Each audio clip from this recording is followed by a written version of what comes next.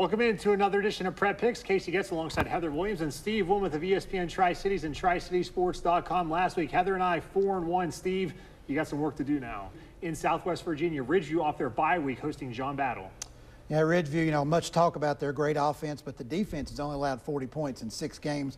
I don't know if John Battle can put up enough points to stay with the pack, so I'm going to stick with the pack and go with Ridgeview. I believe that Ridgeview is the best team in Southwest Virginia. Not getting off that train now. Rolling with the Wolfpack.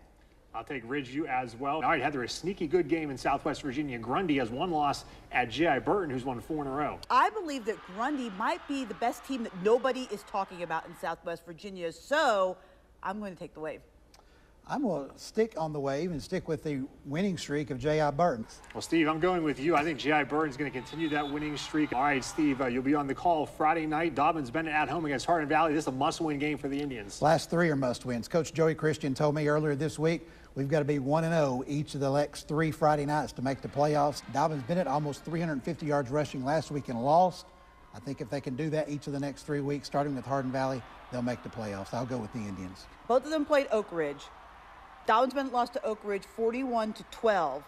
Hardin Valley lost to Oak Ridge 23-7. So I'm going to have to unfortunately pick Hardin Valley.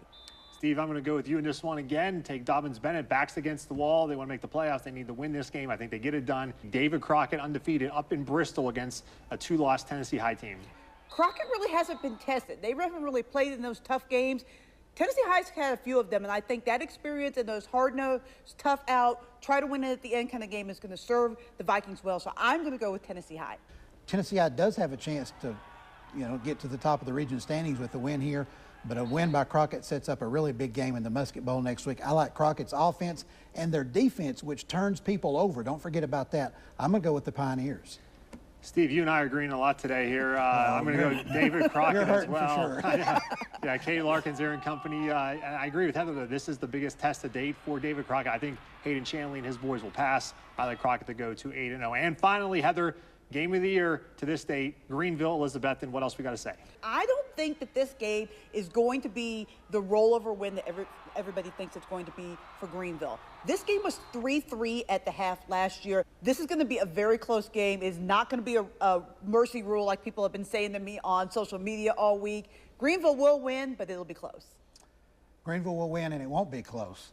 It may not be mercy rule, but I think the Green Devils do win. Greeneville's first-team offense in region play has more touchdowns than the opposition has tackles. I like the Green Devils. Well, I don't know how you got that stat, but that's very impressive. Here's another one. Neither one of these teams has allowed a point in the first quarter all season. Greeneville's going to get the win. I think Greeneville wins by a couple touchdowns as well over Elizabethton. It's going to be a fun one on Friday night. Steve and Heather, thank you so much for joining me. You can see all your scores and highlights on Friday Night Huddle.